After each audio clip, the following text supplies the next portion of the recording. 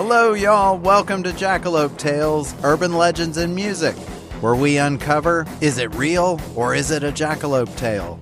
I'm your host, Charles Mooney. And I'm Lisa Umbarger. And also with us today are our production crew, Jenny. Hello. Jeannie. Boom chicka wow wow. Yeah. Natalie. Hello. And on the board, the snuffleupagus of sound, Sam. That is me. Yes. Official title. That was good. So if you didn't notice from our intro, we're going to be talking about Sesame Street today. Yes. And so many amazing artists have been on Sesame Street, and it just seems like the creativity of the show seems to open the door for great musicians to show it's up. amazing the list of how many have been on there. Yeah. I mean, the Sesame Street, I think I saw, has been on for at least 50 years. Yeah. And it's like, oh my God. And it just runs the gamut. Today we're going to talk about the artists who didn't quite make it to the live show. Yeah. Katy Perry and Fred Durst. So what a combo. Right? Oh, yeah. So, I mean, I remember growing up and watching Sesame Street and some of the other shows. Well, we were limited on what channels we could see anyway. Right. But it was like Channel 13. Yep. That had a bunch of cool stuff on it. But music was totally interwoven into all of those kids shows back in the day. Oh, it was. And then sometimes if you go back and look at some of the stuff, because they posted on YouTube, like some of the things that originally came out back then, early 70s. Yeah. It looks like a damn acid trip. It was. I mean, Yeah. because there's like, there was something from Sesame Street, a kid riding a bike, and it looked almost like, sorry for the reference, but Yellow Submarine-ish Beatles, Yep. where things were floating around, and they're like, he sees an elephant with polka dots, and it just fly by on the screen. Right. And it's like, man, this is trippy. And it was totally acceptable to have the trippy art and music. Yeah, it just seemed to fit at the time. Yeah. It was meant to be just a little bit different. But hey, kids sat in front of it and watched it. Well, did you ever watch that show? It's a live action, The Bugaloos. Oh my God, yes. Yeah. I remember them. And that was all trippy and like crazy costumes and wigs. And it was these little bugs I know. With the who were in a band. Yes, I remember them taking off from the ground and be like all of them together. It was like some bad special effects, but hell, we didn't know otherwise. We didn't care. And they had a girl in the band, so that was cool for me when I was a kid, remember? Yeah, she kind of had the bowl cut. Yeah. And she was British. Oh, man. Were they all British? I think they were. Yeah. But yeah, she was sexy. Like 6-year-old Charles is going, I like her. Yeah, I like that bowl cut and that British accent. Yeah, I'm telling you, it got me going. But it seemed like music was such an influence, not just Sesame Street, but all those, because the Bugaloos, I mean, they had music. Yep. I mean, you had the Banana Splits, you had HR Puffin stuff. Yeah, and then Lancelot Link. Yep. Gotta love the Secret Chimp, and then he had his band. Right. That was in that. So music was a big focus back then. Yeah, it was totally woven into all of the cartoons. And I think later, like Jem. Yeah. Wasn't that a band? That she was also in a band, I'm pretty sure. Yeah, I mean, that was like past my time, but I think when my little sister was watching, I think they were in a band. Oh, yeah. So I don't know if cartoons do that today as much. I know. If there are that many cartoons left.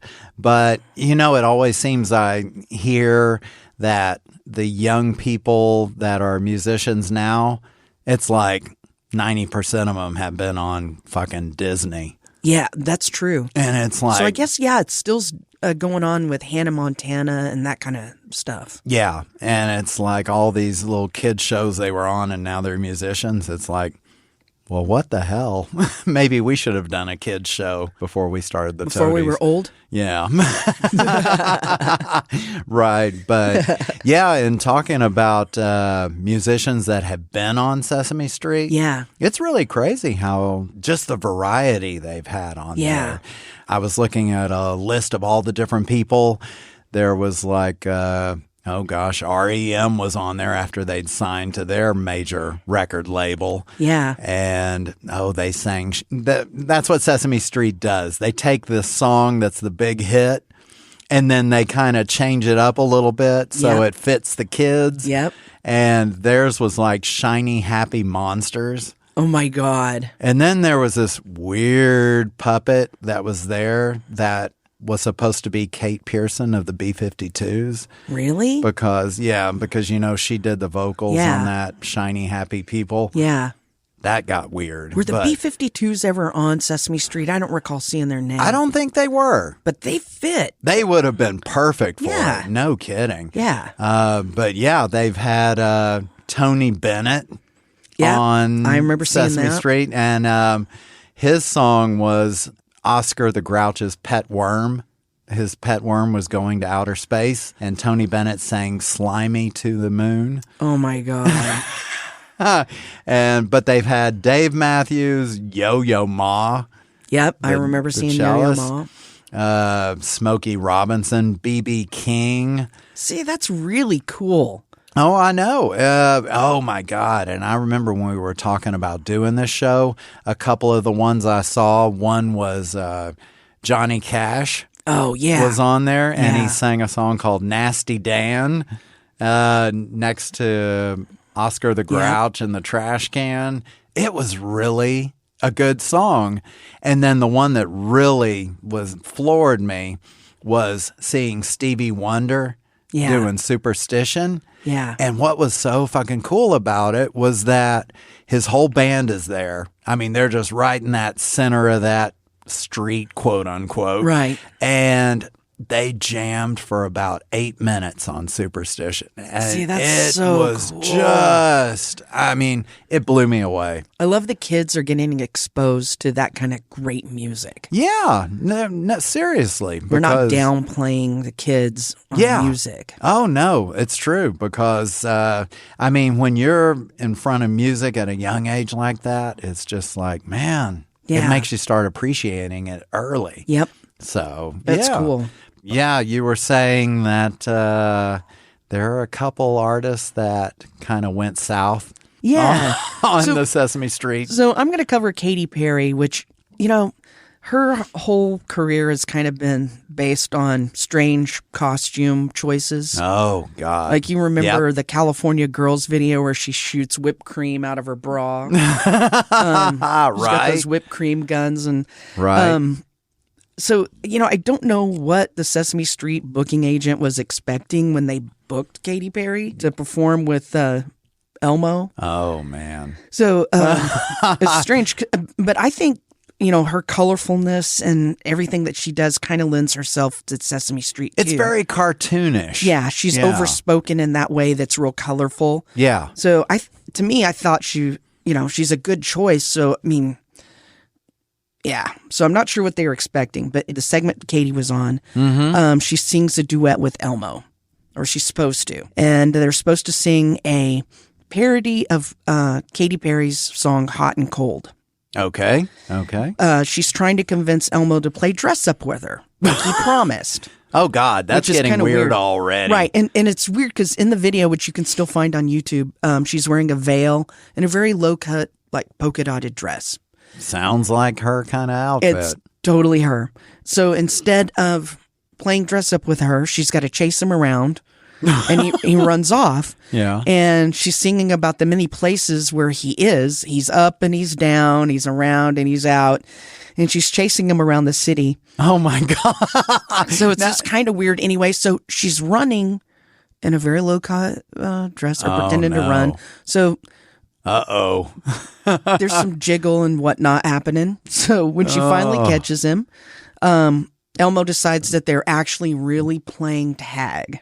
And that's the whole premise of the video. Oh. So he changed the game. They're not playing dress up anymore. They're playing tag. Yay. Oh. See? Happy. Huh. Kids could relate. Yeah. Maybe even to the cleavage. I don't know. So Elmo decides that they're playing tag. But the concept of Katy and Elmo playing dress up anyway is kind of strange. And especially with her wearing a veil and stuff. Yeah, Elmo's an interesting character.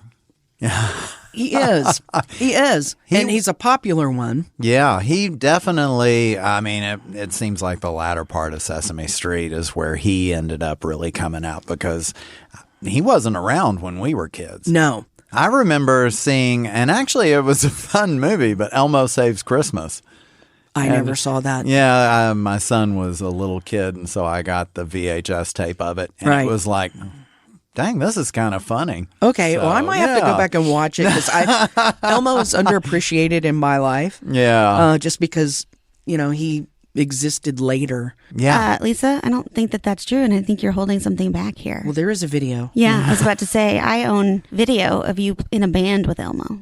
Well, that's true. What? Mm-hmm. It was true. A very young band with Elmo. Yeah. Huh. I believe Elmo was playing the drums. We'll have to release that somehow because it is pretty funny. We were talking about having more content. So. Well, there you go. That's leading right into it. Are you suffering from high-quality podcasts? You see, quality podcasts stimulate parts of your brain, leading to an irksome condition called thinking. But suffer no more, my friend. Introducing Discount Storytime's blend of fictional nonsense and rancid gibberish to provide soothing relief. Try Discount Storytime today. Available on most podcast catchers and at discountstorytime.com. Consult your healthcare provider before listening to Discount Storytime. Not intended to treat unicyclitis, pickleball liver, or jittering expectations. But Sesame Street released a clip of this video to promote this season, and when it hit the 1 million viewer mark, it started to get some negative feedback from conservative parents who were concerned about Katie's cleavage. Oh, no. And her low-cut dress, which I didn't find very... Yeah. I watched it and that wasn't what I was looking at. Right. Maybe it's kind of like the rides at Six Flags. You have to be so tall to ride this ride. Maybe your dress has to be this high in order to be on Sesame Street. Maybe. But I mean, I saw Blondie on Sesame Street and anyway. So, but evidently the parents were charged about the effect of the plunging neckline and the bouncy antics of the pop star. And it created a controversy, and it was such a big controversy that episode did not show up on Sesame Street. It was actually cut. And it's sad because when Katie talks about being on Sesame Street, she was really excited about it. She said it was one of her highlights of her career before it before it aired. Right. And then didn't air. No. So it's kind of sad. But in my opinion, the real controversy is Elmo. Okay. It really is. Yeah. And so hear me out. Do tell. I mean, so Elmo has been running all around town trying to get people to tickle him. Right? I mean, that's his big shtick. God, that Tickle Me Elmo doll. Right. And then he turns himself into a little furry vibrator. Yeah. How is that not controversial? That was the whole thing. Whenever I saw this, I was like, this is a sex toy? This is weird. I remember when that toy came out around Christmas time, whatever year that was. Yeah. And people fucking trampled each other to get the Elmos. This weird little doll that vibrated and giggled.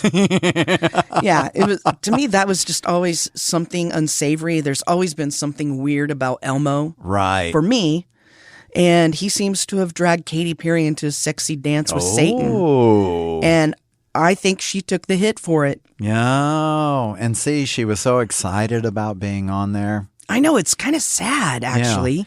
Yeah. It almost makes me think that she gathers the family around and then watches the show, and she's like, "This is this episode," and then it's like, and then she's it's like, not on womp womp. Yeah, yeah. So you can still watch it on YouTube, though, and I thought it was wholesome and sweet. It's interesting though because Sesame Street seems to, of course, they'll try and gravitate to what is popular at the time, right? And I remember seeing even where they have guests on there that kind of don't even fit into the Sesame Street realm. Just because they're popular? Well, not even just popular, but there was Ice Cube was on Sesame Street. And here is this guy that sang Fuck the Police. Right. And all of a sudden, there he is. And I think he was even with Elmo. But being a nice, polite Ice Cube. And so they get these people, and they kind of that contradicts what they're really known for, like in some of the music industry. Right. Charles, I think one of the things there is that they're trying to make sure that there's representation. And also, my understanding has been in the past that they try to get stuff that the parents like. Yeah. Because the parents will then share it with the children. So some of the reasons they go after artists that may not necessarily be what you would think would be appropriate for kids is because if you have Ice Cube on, your parent might sit with you and watch it or share it with you later and that kind of thing. So it's supposed to promote bonding between parent and child. Well, I like that. And also, wasn't that that's probably when Ice Cube was doing all those kid babysitting movies and stuff? Oh, it like could Are have We been. There Could Yet? have been. Or whatever that movie was. Where he's babysitting gosh, kids. that's deeply psychological. Yeah. Isn't it? But yeah, I mean, I can see how that would work. But there was one guest they had on, the good old Fred Durst. Yeah, I don't see how that would go over well. Of Limp Bizkit. Trying to hit the 90s parents. I guess so. I mean, kind of going with the rap metal aspect. Right. But it was interesting because I think it ended up airing once. The whole premise was the song the Nookie Yeah. was out. And of course, how better would that fit into a song than to involve Cookie Monster?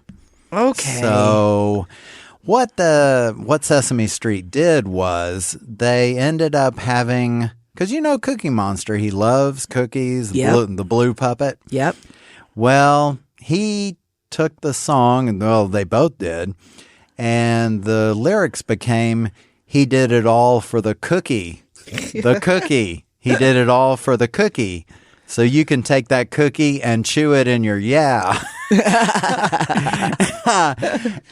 oh my God. That's another one of those moments where it's like, do they really need to be hearing that kind of lyrical content? Because the song is being based on. But it ended up, I think, it got played once and then pulled because it was too questionable. But yeah, I think it's funny though. Oh, it sounds. I mean, it's hilarious. Be catchy as hell. Oh yeah, doing it all for the cookie. Because you can imagine the little kid going around the house going, "He did it all for the cookie, the cookie." And so that's another one of those where they're trying to bring in a genre of music, but it doesn't always work. Right. So it's definitely something where they kind of have to challenge themselves and think through, what are we having on and how can we change it to work? I think in concept, I could see where, on paper you're going, yeah, this would be hilarious. Yeah. Oh, yeah. And true. Relevant. Mm-hmm. But I can see the parents who actually know the song would go, Is it gonna? That's true. Is it gonna make my kid want to listen to that song, and it might not be age appropriate? Right. Because, well, first of all, kids shouldn't be listening to rap metal at all. No. Yeah, in any form. That's been shown to have some ill effects on kids. So avoid that genre at all costs. Don't do that. Those weird pants that they wore and everything too. No, don't do it. Oh gosh, yes. That was definitely sad times indeed. Did Fred was he I mean, was he well behaved? Because he's known for not being well behaved. That's true. He definitely does love to attack people, but no, he was. I mean, they seem to be well behaved. I don't know how they're able to control people on Sesame Street. Right. But it seems like they can really, I don't know, maybe it's something where the musicians, the adults grew up with Sesame Street. I think that's got to be it because it's this magical place that there's a respect that they have. Yeah. That's what it seems to happen, that there's such a widespread respect for Sesame Street and what they've done, because we all pretty much grew up with them. Oh yeah. No, it was I remember sitting there and watching Sesame Street. Yep. It was just something that you watched. Yep. Channel 13. Yep. Along with Mr. Rogers. Hey. Cool. Charles, to your point earlier about songs that sound inappropriate, you don't want your kids singing it because it sounds wrong. Yeah. The ones that got us into most trouble were the ones from Mickey Mouse Clubhouse. They had a song called Shake Your Peanuts. What? What way? They were feeding an elephant peanuts, and they would say, shake, shake, shake, shake, shake, shake, shake your peanuts. Oh, no. Now, I was on a road trip with my children, and they were, of course, watching Mickey Mouse Clubhouse in the back seat on their tablets. And we got out to use the restroom at a random Whataburger.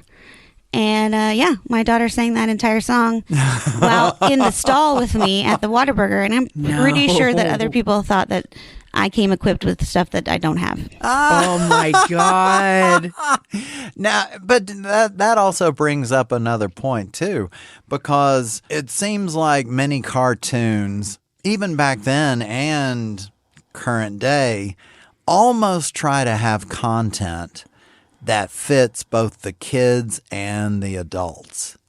Because, it's like kids could be watching, I've seen some SpongeBob's. Oh, my God, yeah. Or Ren and Stimpy. Yeah. That was on Saturday mornings. You could even go with it's not a cartoon, but Pee Wee Herman. Yep. There were so many aspects of those shows where, kids would love it, but then the adults are finding something. Yeah. And my God, even Disney's drawn penises and castles and stuff. Right. But that might be sabotage, but who knows? That's another show. The Disney penis effect. God. Right. Yep. But yeah, also when Lisa, you said that about Hannah Montana earlier, and just to bring you back into our current time frame, that show went off the air in 2011. But Miley Cypress Hill is still See, we don't have Montana. We don't have young kids anymore. We're so out of touch. I did think about that after I said it. I was like, Hannah Montana's off right now. I know my son still gets pissed when I bring out the VHS tapes of Toadies. Even Wrecking Ball, Hannah Montana's Wrecking Ball has been a long time gone. Shit. Seems so recent. I can't detach Miley Cypress Hill, Billy Ray Cypress Hill from Hannah Montana. What is her name? Miley Cyrus. Miley Cyrus. Yeah, her. I like that. Anyway. Okay.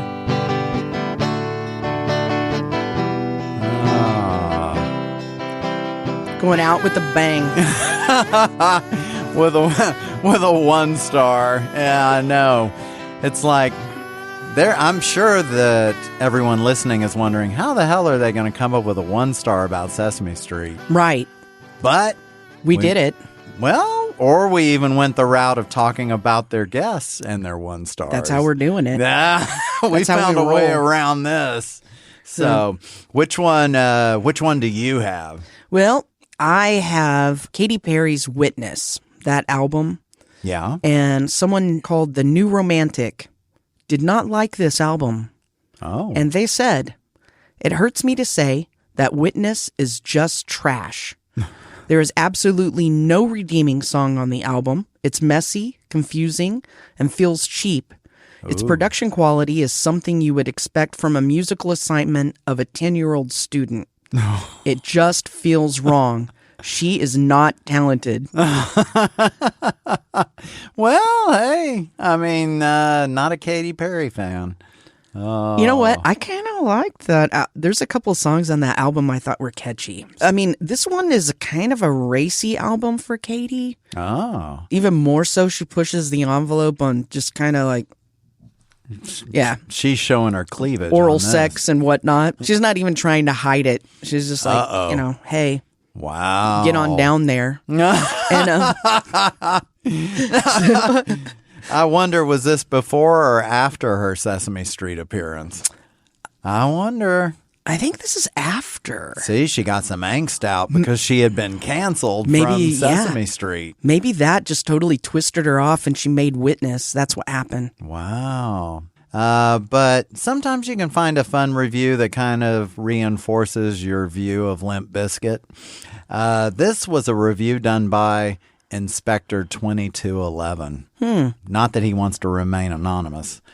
But Inspector goes on to say, I had the misfortune of being stuck in a car while the driver played this steaming pile. And this is concerning the Limp Bizkit album, Chocolate Starfish and the Hot Dog Flavored Water. Oh, my God. What a horrible name. Isn't that just... Yeah. This album has the corniest lyrics I've ever heard. It seems like Durst bought a Fisher-Price My First Rock Song kit and used it to compose each track. You may ask which song is the worst. It doesn't matter. By record's end, you won't be able to tell them apart anyway. They all just become white noise after a while. And no matter how happy you are in life, this album will leave you contemplating suicide. Oh, my God. I know. Now I know why it's called Chocolate Starfish and the Hot Dog Flavored Water, because it feels like sodomy. Oh, God. So basically, he had the car ride in from hell where someone loved Limp Bizkit and just played that. I don't know. What's your opinion on Limp Bizkit? Have you ever been into any of the new metal or the rap metal? No. Yeah, good. But we shared a label with Limp Bizkit. So they were on Interscope? Yeah. So we played with them a lot. No. Oh, my God. Yeah. You should have opened up about this earlier. No. No. Those are times we don't talk about. No, it's... No. They actually are fun dudes to hang around with. Really? But they're such loose cannons. I don't want to be around someone that some mayhem can break out and someone might die. And I always felt like that they were dangerous like that. Really? Because they were so out of control. Oh, my God. It's just like, just a hyperactive kid that suddenly is just and bouncing off walls. Yeah, and one-upsmanship that they were going through. And it's just, if they would just chill out, maybe take some Adderall or something. Wow. And just chill the fuck out. They were like, yeah. That's hilarious. But they were very nice to us. I don't have a bad thing to say about the guys in the band at all. Fred didn't try to start any shit with you. He was so nice to us. He loved us. Aww. And him as a person, aside from music, he's probably awesome. Wow. Well, I still hate Limp Bizkit, but yeah, I don't like his music. At least he's a good guy. We were honest. I'm not going to tell him I like his music. When I didn't. Oh, what a weird billing. Toadies and Limp Bizkit? Yeah. Yeah. Yeah. Yeah, that would seems like that would have pissed the Limp Bizkit and I think crowd No off. Doubt was on that too. Oh my God. It was just like a whole plate of shit. Yeah. Sounds like fun. Oh God. Well, hey y'all, we are at the happy ending. yeah, we weren't watching where we were going and all of a sudden it showed up. And you know where you ended up? Sesame Street. Yeah. The street that we love so much. Oh man. We know it like it's our own neighborhood. Right? We do, don't we? I mean, we do. We're so familiar with it. So when you're on Neighborhood Watch on Sesame Street, you might want to check out some of these artists that have supposedly been on the show, because there is a controversy about Fred Durst that he might not have actually been on the show, that the internet has been completely scrubbed of this event. Yeah. I think you can find the song. And there is some parodies. Yeah. So that one, if you can find it, let us know. Yes, please share that. So we've been looking for video evidence on our neighborhood watch of Sesame Street. But again, these stories we're finding on the internet.